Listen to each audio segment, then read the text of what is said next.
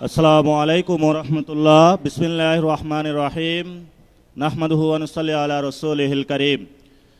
সম্মানিত 11 দলীয় ঐক্যের নেতৃবৃন্দ, উপস্থিত আছেন সম্মানিত সাংবাদিক ভাইরা, উপস্থিত আছেন সম্মানিত প্রশাসনের ব্যক্তিবর্গ, উপস্থিত আছেন বাংলাদেশের অতন্দ্র প্রহরী ভাইরা, যাদের হাতে আগামীর বাংলাদেশ নিরাপদ, যাদের হাতে আগামীর মা বোনদের নিরাপত্তা নিশ্চিত, যাদের হাতে বাংলাদেশের মানুষের অধিকার নিশ্চিত। প্রিয় বাংলাদেশ, আপনারা জানেন যে নির্বাচনটি হয়েছিল, সেই নির্বাচনের মাধ্যমে গত 17 বছর আমরা অপেক্ষা করেছিলাম বাংলাদেশে গণতন্ত্র প্রতিষ্ঠা হবে, কিন্তু 12ই ফেব্রুয়ারি বাংলাদেশে যেটা প্রতিষ্ঠিত হয়েছে সেটা গণতন্ত্রের বদলে বাংলাদেশে জিয়াতন্ত্র প্রতিষ্ঠা করা হয়েছে। তারা আমাদের ব্যাংকগুলো দখল করেছে, তারা পার্লামেন্ট দখল করেছে, তারা বিভিন্ন জায়গায় দুদক দখল করেছে। সন্ত্রাসী কায়দায় 11 দলীয় জোটের যারা নেতৃবৃন্দ তাদের বাসায় হামলা চালাচ্ছে। জনগণের যে অধিকার রয়েছে, যেই ভিত্তিতে জনগণ ভোট দিয়েছিল, জনগণের হাতে এখন বালতি ধরিয়ে দিয়েছে, রাস্তায় সিরিয়াল ধরিয়ে দিয়েছে। আমরা যেখানে নিশ্চিত চেয়েছিলাম বাংলাদেশের মানুষ, ব্যবসায়ীরা নিরাপদ থাকবে, আজকে একজন ব্যবসায়ী আমাকে বলছেন 6টার পরে হলো দোকানে কাস্টমার আসে, 6টার পরে হলো সরকার আমার দোকান বন্ধ করে দিয়েছে। পেট্রোল পাম্পের সামনে গিয়েছি, একজন পাঠা উবার চালক আমাকে বলছেন আমি বাইক চালিয়ে হলো টাকা ইনকাম করে আমার সেই গ্রামে বাচ্চাকে পাঠিয়ে থাকি, সারাদিন সিরিয়াল ধরে থাকি, যখন পেট্রোল পাম্পের সামনে যাই বলা হয় যে তেল নাই, আবার সন্ধ্যায় সিরিয়াল ধরি, আবার বলে তেল নাই। তাহলে আমি সংসারটা চালাবো কিভাবে?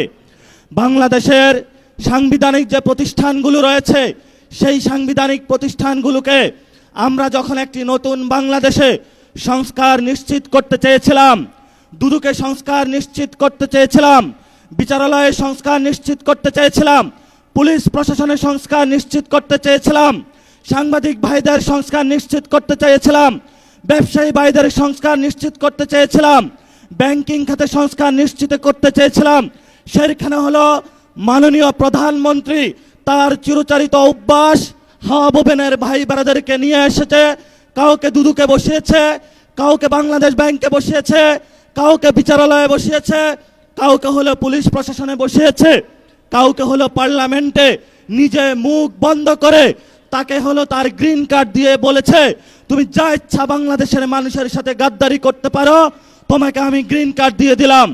এই যদি হয় জিয়াউর রহমানের সন্তানের ভবিষ্যৎ, এই সন্তানের ভবিষ্যতের সাথে বাংলাদেশের ভবিষ্যৎ যাবে না, যাবে না, যাবে না।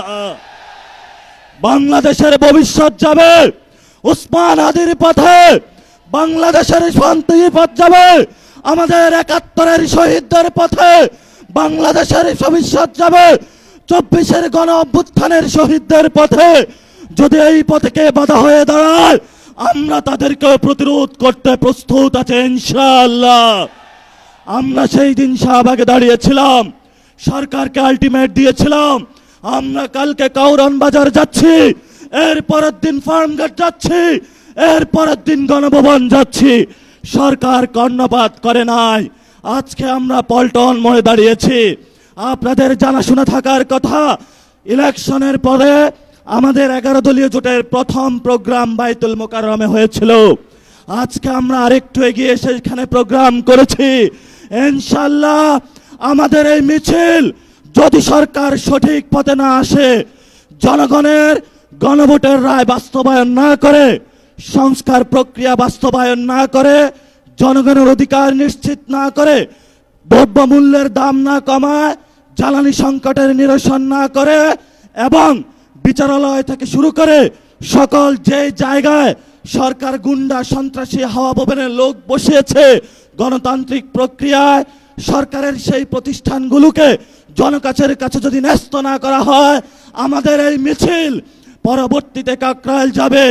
এক এক করে সরকার যে পরিকল্পনা করছে বাংকার বানানোর জন্য, আমরা সেই বাংকারে গিয়ে উপস্থিত হয়ে বলবো বাংলাদেশ স্বাধীন।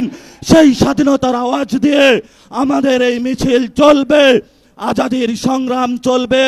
আপনারা দেখেছেন পার্লামেন্টে আমরা যেমন ডিসিপ্লিন, রাজপথ ডিসিপ্লিন। সরকারের প্রশাসনের ভাইদেরকে বলবো আমরা এখানে ডিসিপ্লিন কায়দায় আছি, ভবিষ্যতেও থাকবো।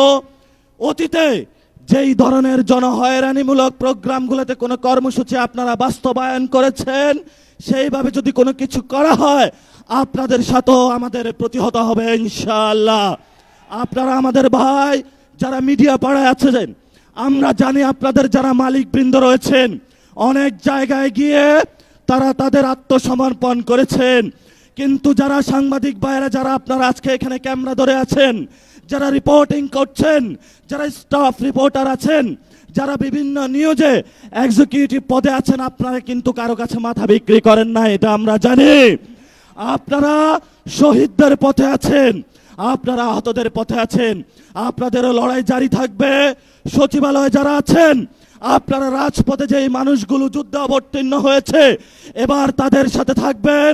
সাথে সাথে যেই ব্যবসায়ীরা গুলশান অফিসে সিরিয়াল দিয়েছিলেন এখন আমাদের কাছে এসে কান্না করছেন, কান্না তখনই আমরা শুনবো যেদিন আপনারা গুলশান অফিসে লাইন বন্ধ করে জনগণের কাছে আসবেন, তবেই আমরা আপনাদের ওই দিন কথা শুনবো। তারেক রহমানের কাছে আপনারা বর্গা দিয়েছেন, সকল প্রোডাক্ট কিন্তু তারেক রহমান কিনতে পারবে না। যদি কনজুমার বলেন, কনজুমার কিন্তু আমরা। যদি ভবিষ্যৎ আপনাদের নিরাপত্তা নিশ্চিত করতে হয়, নিরাপত্তা নিশ্চিত কিন্তু আমরাই করব। ভবিষ্যৎ বাংলাদেশের যে আজাদী সংগ্রাম, মুক্তির সংগ্রাম, গণতন্ত্রের সংগ্রাম, জিয়াতন্ত্র থেকে মুক্তির যে সংগ্রাম, জিয়া ফ্যামিলিকে বাংলাদেশ থেকে, বাংলাদেশের মানুষকে জিয়া ফ্যামিলি থেকে উদ্ধারের জন্য যে সংগ্রাম, সেই সংগ্রামের সবাই ঐক্যবদ্ধ হবেন, রাজপথে থাকবেন, লড়াই চলবে দুর্বার গতিতে।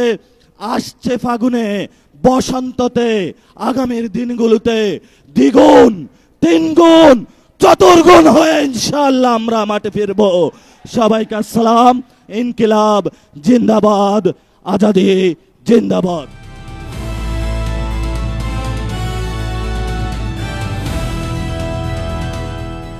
দিনাজপুর টিভি, মানুষের জীবনের কথা বলে।